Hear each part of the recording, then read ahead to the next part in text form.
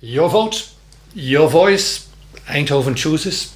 Indeed, we have local elections coming up for the city council, for the municipality. And one of the parties who did very well in the national elections was D66, D66. They also run here in Eindhoven. We have two candidates. One is really an international who came to Eindhoven.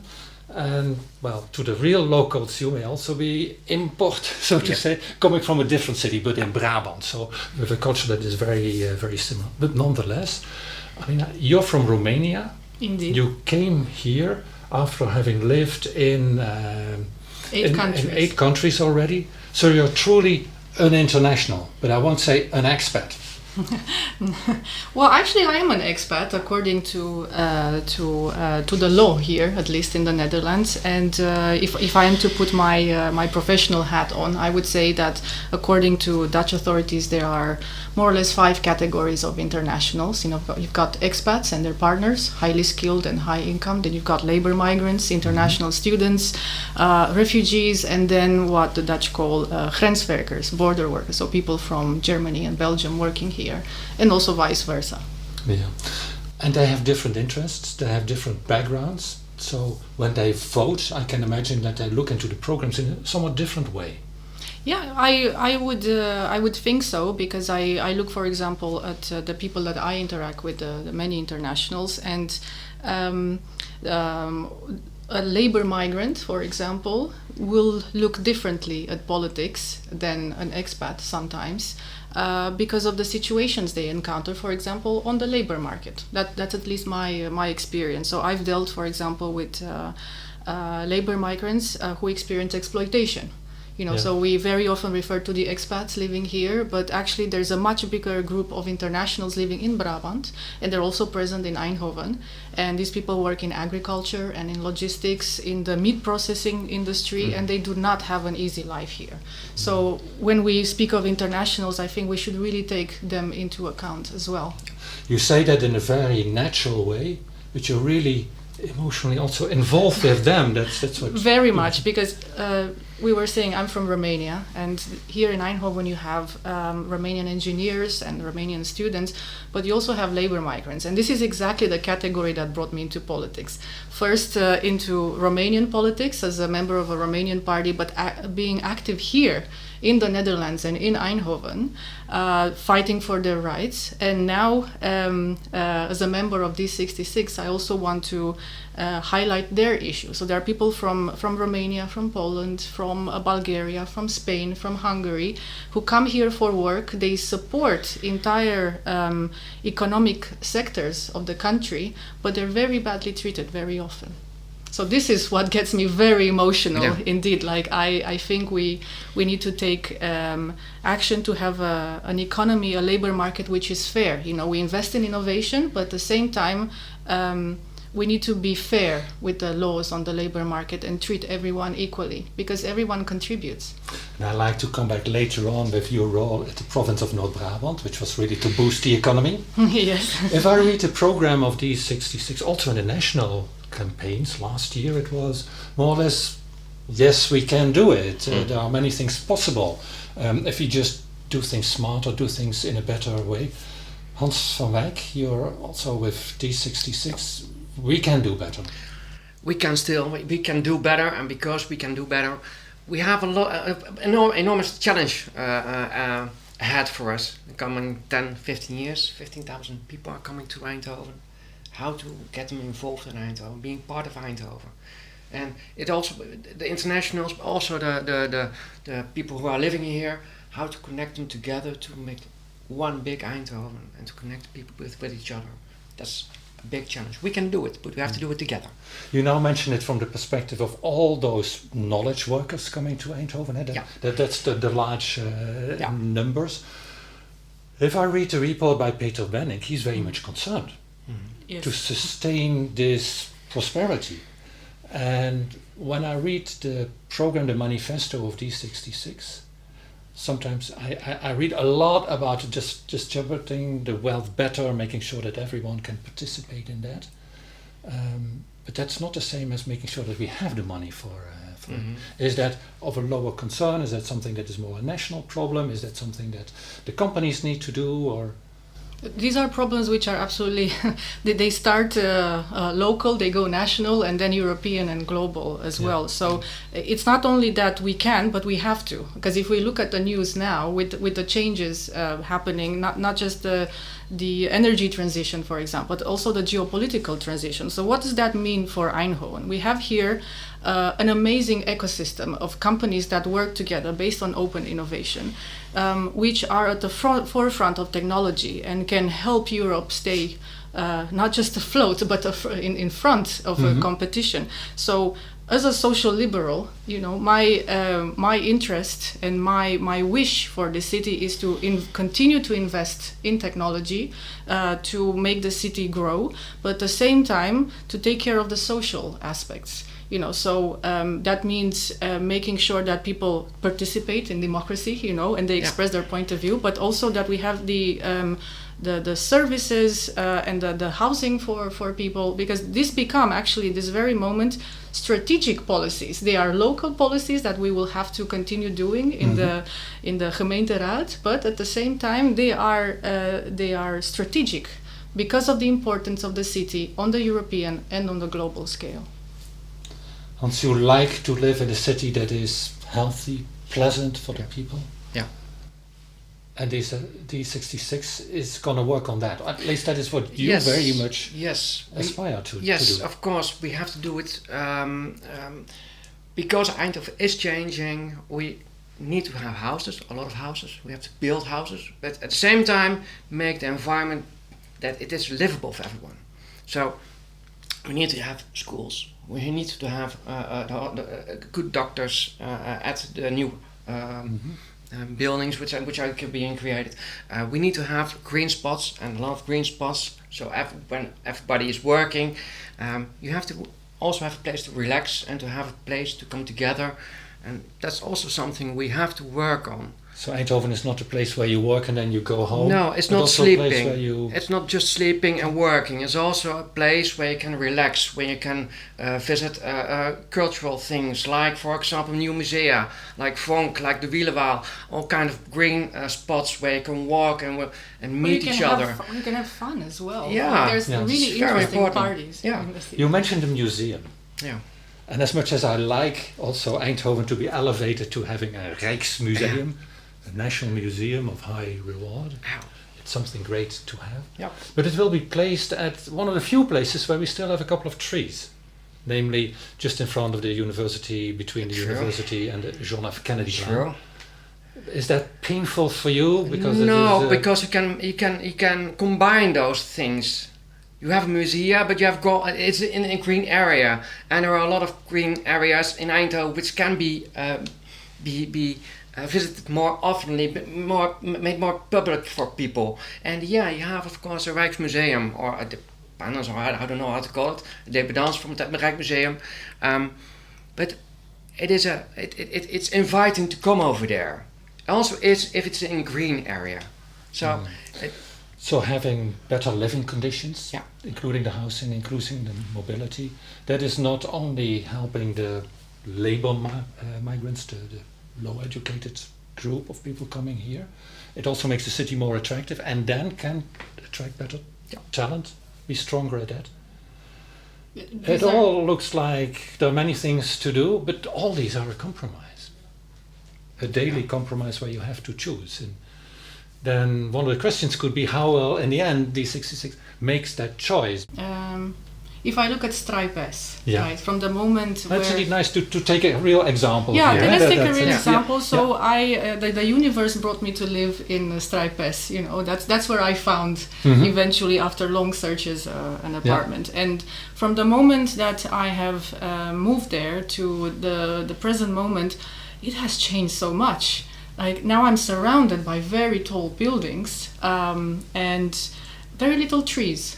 So I'm very proud to see how the neighborhood is growing, and it's fascinating to see also the type of people that are there, the geeks from the tech companies, design people, hipsters, but also the more traditional Eindhovenaar, let's say. So it's a very interesting place that is developing and it's growing, but at the same time, for example, I would like to see more green even there. Yes, I do my walks in the Philips Park, Philippe de Jong Park, and I enjoy it.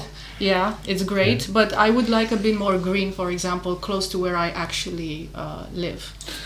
You mentioned the trees. For some people, trees are controversial because of all the leaves in autumn.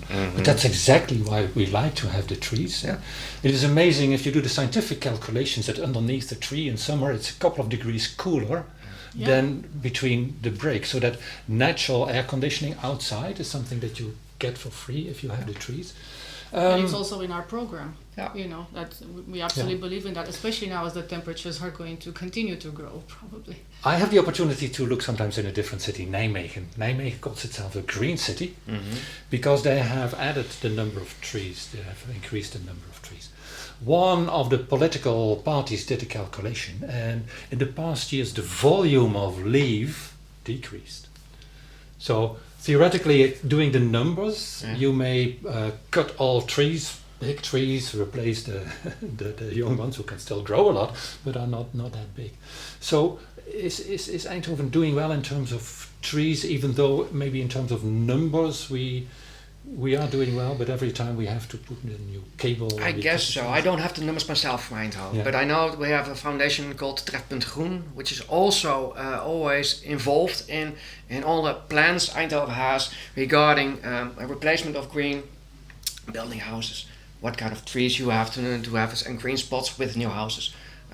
But it's also, Trefpunt Groen is always involved and always giving advice on how and where trees will be planted. And if they are being cut off or something, then you have to replant it.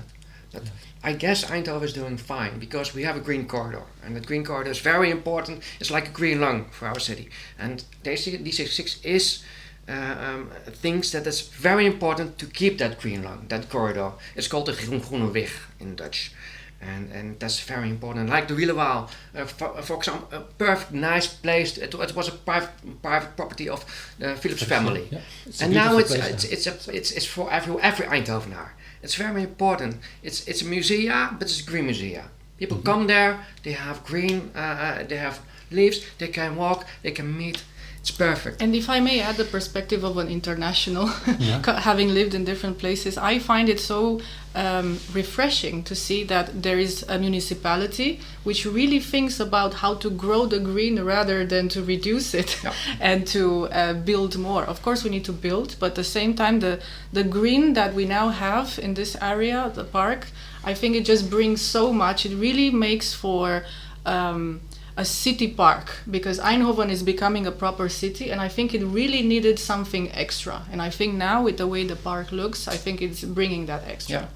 And perhaps you cannot place all the green stuff, green new spots at every building that is going to build, but then again you have green spots to come to and to meet each other. Like Hans's garden. Yeah, we have a community garden in the center of Eindhoven. It's very important.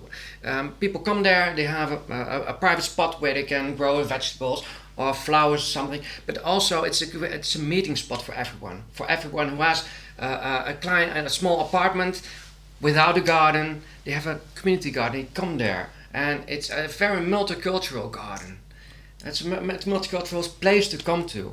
One of the happy spots to be in this city. Yeah. It also brings me a little bit to the point of 15% of the internationals vote. They live here. Not all are as engaged as you would be and really even actively participating yourself.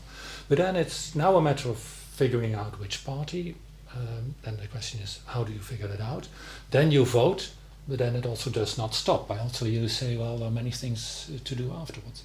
What would be your message to the internationals about how to figure out what party to vote for? I mean, that's why we're here, to mobilize people. And I really hope there will be more people who vote this time. And sometimes I joke with my international friends that at the very minimum, you should know like which party wants you here and doesn't want you here. I think that's the starting point, And after that, of course, you've got what we call the STEM visor, where you can see which party matches you. But what we have to offer, is very much at the core of it's the motto of the party. Let's say the Denk en Handel International is one of them. So think and act internationally. So we are a party that is open-minded and recognizes the fact that this city, for example, was built by people who came from elsewhere. Initially it was Drenthe. Now it's the whole world. So now we want to build a city that really gets everyone involved. And I know there are people who say, oh, internationals don't care about politics. And I actually think they do. They just call it differently. They call it daily life, But it is true that very often you feel either invisible or you feel, and I felt this myself, as a potential burden. I'm one of those people who maybe came here and took a house. I don't know.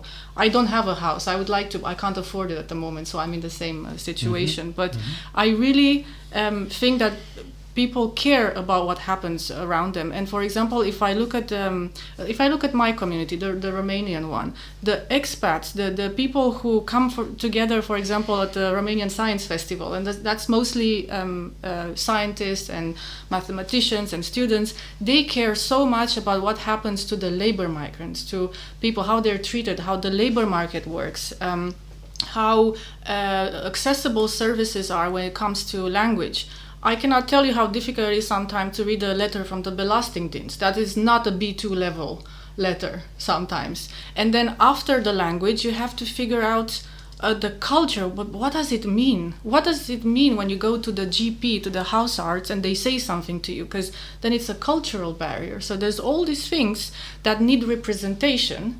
And that's why they should care about that, because I, as a city councillor, for example, would very much like to make that more accessible to people who pay taxes here and live here and really want to make Eindhoven their home. Yeah. What I'm also hearing from Cypria, who took the initiative of organizing this series, Your Vote, Your Voice, Eindhoven Chooses, that 15% of the internationals really vote. Sometimes also because they come from countries where democracy is understood in a different way, or voting means that you basically reconfirm that the current single party who is in power can continue. That's different in a real democracy. True. Democracies are also sensitive, vulnerable to a fake news environment, so I can imagine it's pretty hard to get the right news. Yeah, that's why you need to have a really good understanding of the profile of the people who live here. We really need to get to know our citizens. And someone coming from Germany might think differently about elections than someone coming from Romania or from India, let's say. And I guess it's also very important to let them understand what the city council can do for them, because the city council is the thing that that can and will make decisions for them and can help them and can listen to them. The city council is there for them, for the people in Eindhoven. Yeah. And that's very important to understand. And then the city council can also interact after the voting. Yes. Many of the Dutch, maybe you recognize that, go to vote and then for 4 years they just complain. True. Yeah. It's a good sport. Yeah, but that's also something we have to work on. It's not about the weather, it's about politics. But it's also something we have to work on. Yeah. We have to be more into the city, more with the people, even after the elections, go with people, talk to them, ask them, and be part of them. We are there because of them, because of the citizens of Eindhoven. And speaking of complaining, because I sit among internationals and I know what we say when it's just us, So I would have a message to them to say that if you continue complaining just privately about the opening hours, about the fact that you don't have a supermarket in the area, that you don't understand the letter from the municipality, then you're not going to solve anything. So why don't you empower someone who understands your concerns, and then maybe you can change something. Because, internationals tend to complain about similar things. Yeah, we all have the housing, the schooling issues, But then there are things that are about culture, which I think should be better represented in the council. So don't complain if you haven't done anything. Certainly not if you have not voted. Let's can also wrap that up with being connected, being part of the city, being active there is exactly the difference between a sleeping city where you just work and then go home, close the doors, close the blinds, sleep, wake up. But make that city a city where it's also fun to live outside in the neighborhood. That's the most important thing of Eindhoven. We can do that. We can live together and we can do a lot of things together, and we have the things we can do. If I am allowed to get more personal, for example, and I hope this reaches other internationals who might be struggling with the same thing. When I came here, I was very unhappy. In the city specifically, after moving here, a very difficult breakup, wondering what am I doing here, should I stay here? And in the beginning it was difficult and I didn't know how to find this connection. But with time, and I want to speak specifically, for example, to spouses who sit at home, they've accompanied an engineer maybe or someone else. There are so many things that you can do here and connect. So I started myself going to the library, talking to people. I started going to Latino parties, dancing with people, with Dutch people or with internationals. And that's a very nice scene, the bachata, the kizomba scene in Eindhoven, which happens in these very hidden places in barns in the city, and there you see people really want to interact with each other. So I love going there. And these are examples of things you can do. The Taal Cafe, I was trying to improve my Dutch. You have others in mind, Hans? Well, we have got our foundation of our neighborhood, and we try to connect people in our community garden, but also festivals and all kinds of. You say we try to connect. It's always say it's fun. Yeah, but it's sometimes it's hard to break bubbles because people are living in bubbles, and that's easy, that's safe, but then you don't really. Get to know other people, other cultures, and even the normal or the traditional Eindhovenaar. Yeah. And because sooner or later, at some point, you start to question: is my work everything here? Why do I live in this part of the world? Yeah. And then these things count. Yeah, exactly. Yeah. And there are different bubbles to burst, and some people are still trapped in their bubble, and they're unhappy and lonely. But my message to them is that you can burst that bubble if you have a little bit of courage. And we are here to be like the half street, let's say, like you make the effort and we come towards you as well. And I really want to offer my personal example of someone who was trapped in that bubble, feeling miserable. But then coming out, I realized that this is a really great place to be. From socializing, and I have Dutch friends, I have international friends, I have my community, I go dancing, I read the newspaper, I go to the park for a walk, and it comes together very nicely in a city that matters so much at European and global level that it should make you proud to be here. That, oh my God, there's a few companies here that are so important that continents are fighting each other for the resources. I think that's an amazing story about this. And for example, we had a nice festival the 13th of December, where we did with 3 foundations: an Indian foundation, and a Caribbean foundation, and our Dutch foundation. 3 simple foundations who come together and create a festival with each other. Great food. Great food. We have the things in common: food, drinks, and music and dancing. It's fine, it's good. And then people come together, they talk to each other, and you connect with each other. You learn about each other's culture, and that make you proud if you can do that. And that's something we have to do more in Eindhoven. 2 people who made Eindhoven their home place. From Brabant, originally, Hans van Wijck.